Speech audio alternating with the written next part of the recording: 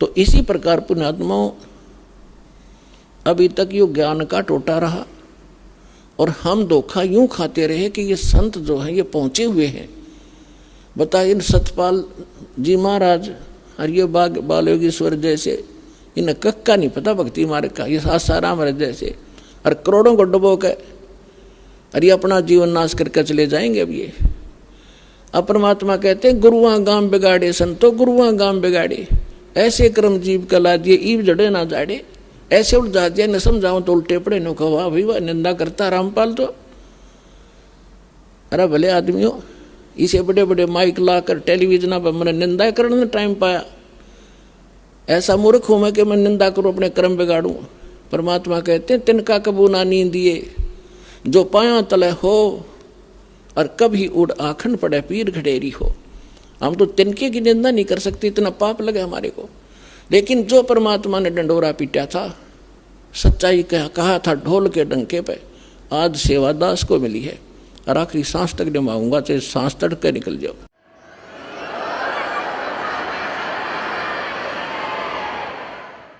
अब इसको कोई निंदा समझता है तो उसने भांग पी रखी है या कति अनजान आदमी है। अब जैसे किसी ने नकली नोट बना लिए थे पीछे, और बहुत भी बनाते रहते हैं समय समय पर, और सरकार क्या करती है डुप्लीकेट और ओरिजिनल को दोनों को साथ साथ दिखाती है। टीवी के माध्यम से समाचार पत्रों के माध्यम से दोनों के फोटो दिखाए जाते हैं और बताया जाता है कि नकली ये है, ओरिजिनल में ये गुण है, इनमें ये भिन्नता है।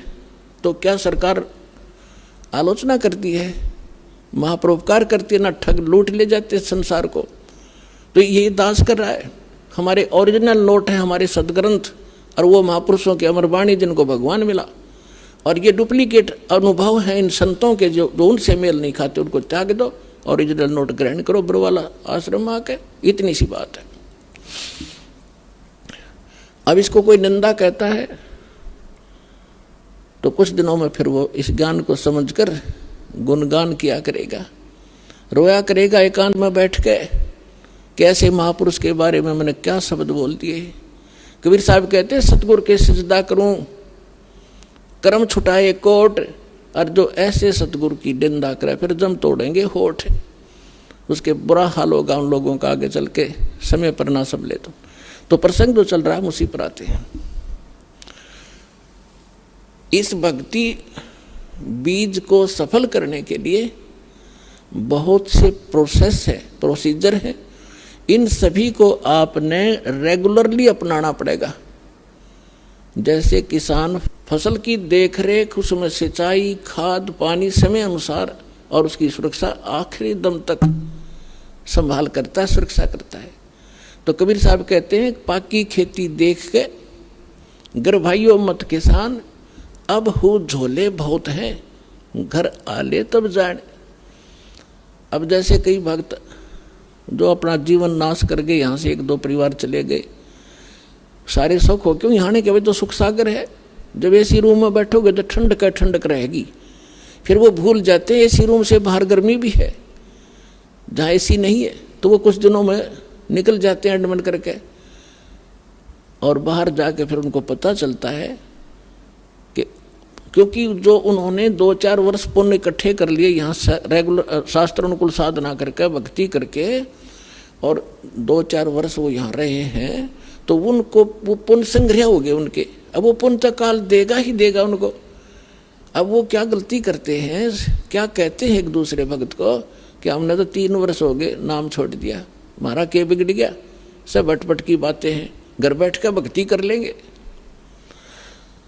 तो वो एक आध न और डबो सकते, इसलिए दास आपको ये फाउल पॉइंट बता रहे हैं ताकि ऐसा कोई सिर फिरा मिल जाए गुरुद्रोही तो उससे भी बचना आपने। क्योंकि परमात्मा कहते हैं जैसे माता गर्भ को रख यत्न बना और ठेस लगे तो छिन्न हुए, तेरी ऐसे भक्ति नसावे।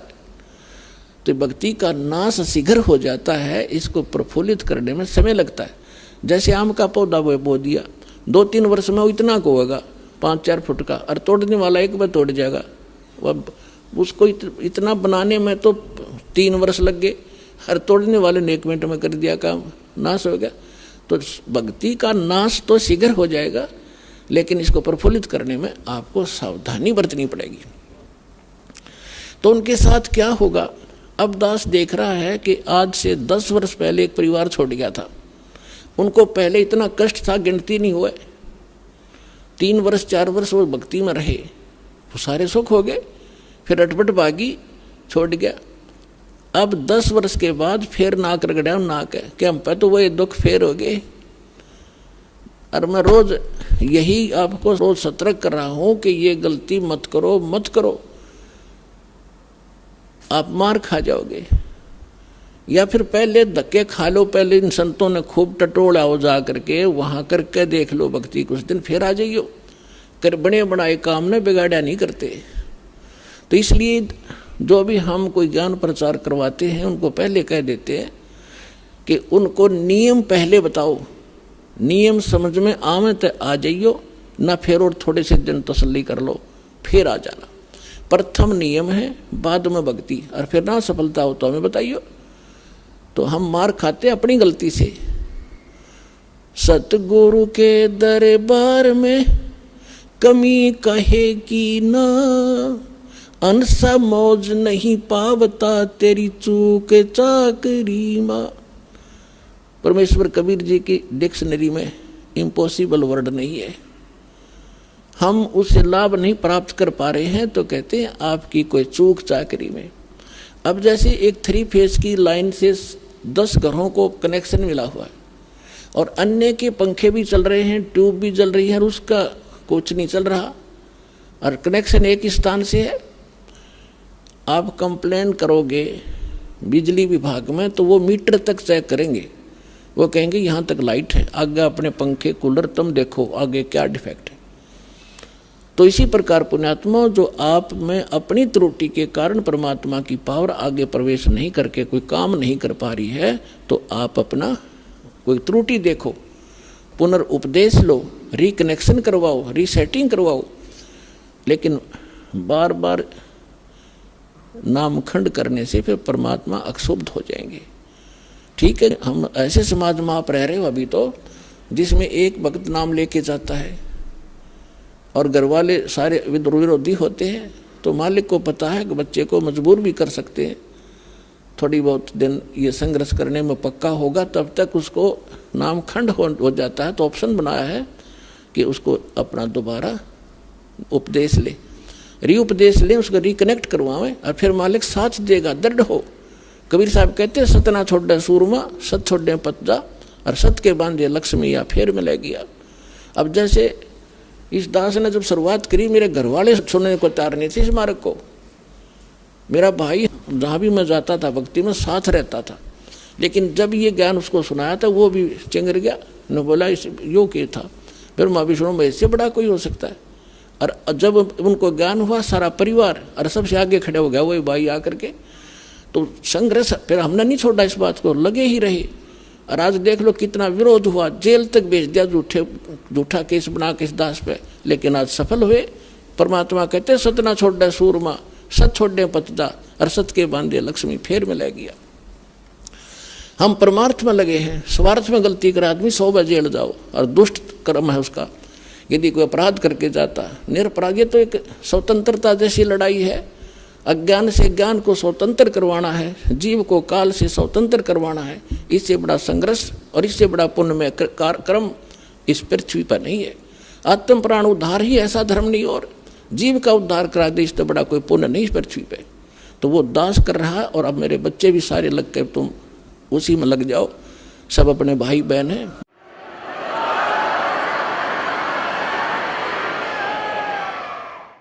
सबको सुख होगा, सभी दुखी हैं, सबको भगवान की चाह है, लेकिन ये काल के 2-3 घेरे बैठे हैं। अज्ञानी बना के आप उनको विद्वान बनाओ, साथ में उन कैसेट सुनाओ, पुस्तकें भेजो उनके पास जैसे तैसे करके।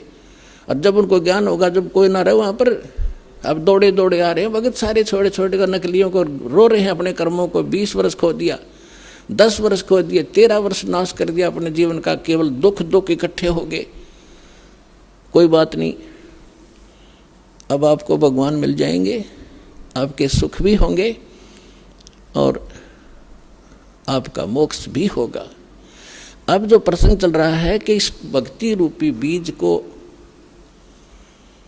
और इस फसल को वही परिपूर्ण करेगा जो इसके बारे में पूर्ण ज्ञान हो जाएगा जिसको। जैसे किसान खेती बोता है, हमारे हरियाणा क्षेत्र में नहर से सिंचाई की जाती है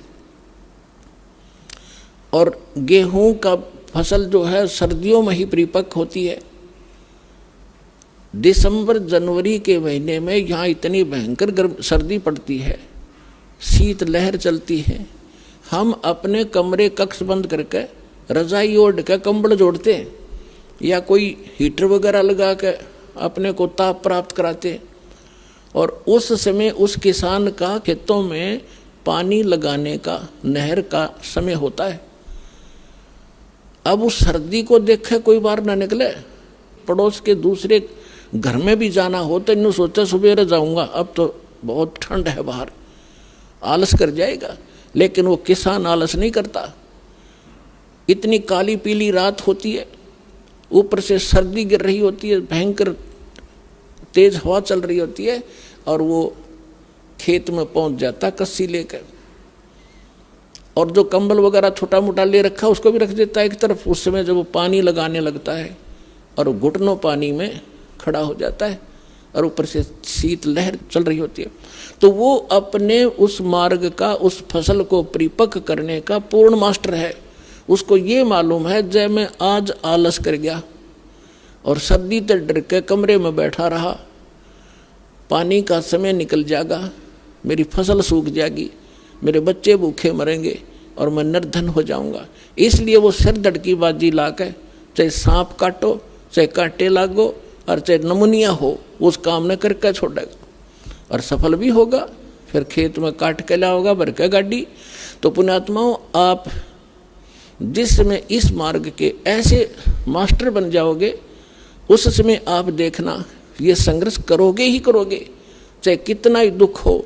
दुख तो माल्य के मार्ग में होता नहीं, लेकिन हम महसूस थोड़ा सा कर लेते हैं, परमात्मा फिर साथ रहता है। आप जब माली के लिए संघर्ष करते हो, वो कोई बालक थोड़ा ही है। पिछले इतिहास देख लो, मीराबाई ने संघर्ष किया, उसके साथ कैसे कैर ढाए थे और मालिक ने पल पल पर मदद की उसकी। विष का प्याला प्यार दिया था तो नहीं मरी। विष का गुण है, नाश कर देता है बॉडी को, और परमात्मा ने गुण बदल दिया भक्त के कारण। तो उसके हाथ में सब पावर है। तो हम अपने भगवान को, उस समर्थ परमात्मा को पहचान कर और इस मालिक के मार्ग को ग्रहण करके फिर इतना दृढ़ होकर चलना पड़ेगा अपने।